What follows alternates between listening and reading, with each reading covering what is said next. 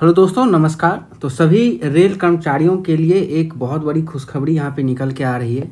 खास करके वो कर्मचारी जो बहुत दिनों से बहुत लंबा इंतज़ार कर रहे हैं अपने ट्रांसफ़र का, वो भी दोस्तों on request.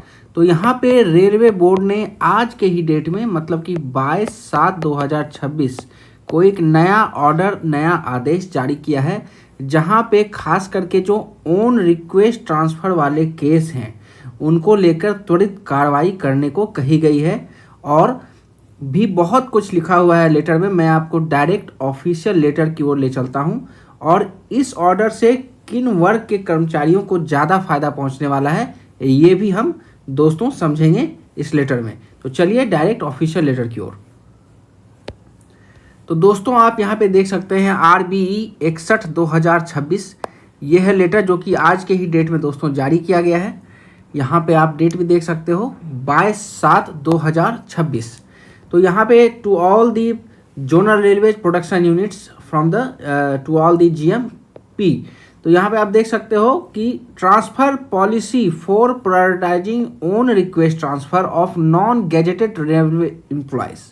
Non gazetted railway employees का ऑन रिक्वेस्ट ट्रांसफ़र पॉलिसी में किनको खास करके किनको यहाँ पे प्रायोरिटी दी जाएगी, which have more than 20 years of regular service। जिनका 20 साल या 20 साल से ज़्यादा रेगुलर सर्विस रहा है, उनका अगर कोई मामला लंबित है या फिर वो चाह रहे हैं ऑन रिक्वेस्ट ट्रांसफ़र लेने के लिए, तो उनकी प्रायोरिटी यहाँ पे सेट की गई है। दोस्तों आपको मैं डायरेक्ट सेकेंड पैराग्राफ ले जाता हूँ।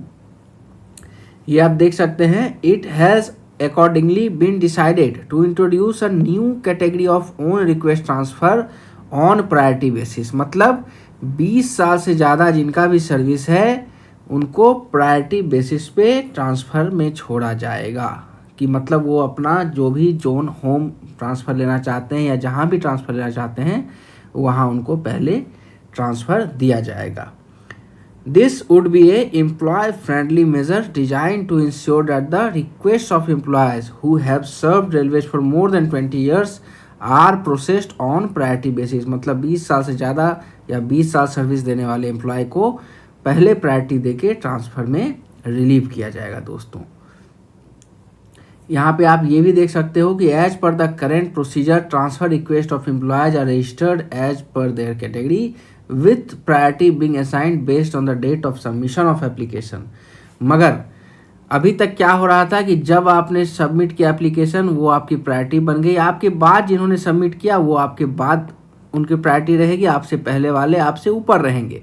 मगर यहाँ पे एक खास किस्म का कैटेगरी तैयार किया जाएगा। इन सब ये जो मास्टर लिस्ट है ट्रांसफ़र का, इसमें से उन सब कर्मचारियों को अलग किया जाएगा जिनका 20 साल या 20 साल से ज़्यादा सर्विस है। उनका एक अलग से प्रायोरिटी लिस्ट बनाया जाएगा और वो हर महीने HRMS में अपडेट भी होता रहेगा। दोस्तों हर कैटेगरी के लिए हर BO ब्रांच ऑफिसर का मतलब कि के अंडर जो एम्प्लॉय हैं सबका एक्सेप्टिंग यूनिट जिनका अलग है, हर एक्सेप्टिंग यूनिट के लिए एक अलग लिस्ट तैयार होगा जिसमें कि 20 साल या 20 साल से ज़्यादा वाले कर्मचारियों को अलग करके उनको प्रायोरिटी वाइज रखा जाएगा। दोस्तों जिनकी जितनी ज़्यादा सर्विस वो उतने ऊपर रहेंगे, मगर 20 साल से ज़्यादा वाले ही इसमें रह पाएंगे और इन्हीं को पहले रिलीव किया जाएगा जब भी ऑन रिक्वेस्ट ट्रांसफ़र में जहाँ पे ये चाह रहे हैं जोन में, डिवीज़न में, वहाँ वैकेंसी क्रिएट होती है। तो दोस्तों ये कहीं ना कहीं एक बहुत ही अच्छा इनिशिएटिव लिया गया है, क्योंकि लंबे समय से इंतज़ार कर रहे कर्मचारियों के लिए एक बहुत बड़ा रिलीफ दिया गया है रेलवे बोर्ड के द्वारा। तो बहुत बड़ी खुशखबरी है सारे ही रेल कर्मचारियों के लिए। ये पूरा लेटर मैंने अपने टेलीग्राम ग्रुप में भी डाल दिया है। दोस्तों आप वहाँ से इसको ज्वाइन करके डाउनलोड भी कर सकते हो। यहाँ पे सारा डिटेल्स भी आपको दिया गया है, मगर जो भी अन्य प्रक्रिया हैं जैसे कि DA, AR, विजिलेंस केस, ये सब क्लियर होना चाहिए। फिर आपके जो भी ऑफिसर हैं उनका वहाँ पे उनको भी यहाँ पे बताया गया है कि जैसे ही उदित जो आपका मॉड्यूल है HRMS में, वहाँ पे ये फॉरवर्डिंग ऑफ एप्लीकेशन होता है, तो आपको जो भी प्रायोरिटीज़ हैं उनको देख के, उनके फॉर्मेलिटीज जो भी पूरे हुए हैं उनको देख के आगे आपको NOC एक्सेप्ट करके छोड़ना है। आगे के वैकेंसी जहाँ पे क्रिएट हुई है उस जोन में, उनका जो भी जोन उन्होंने मांगा है। Under no circumstances should be the physical relieving of the staff be delayed beyond 1 month on this account.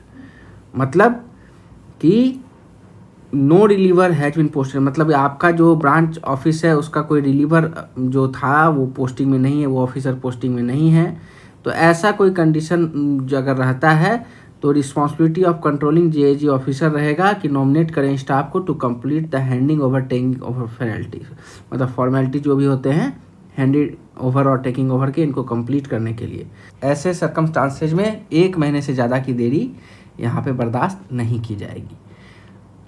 तो दोस्तों आशा करते हैं कि ये अपडेट आपको अच्छा लगा होगा। ऐसे ही सारे अपडेट्स के लिए जुड़े रहें रेलवे टॉकीज के साथ। तब तक के लिए धन्यवाद।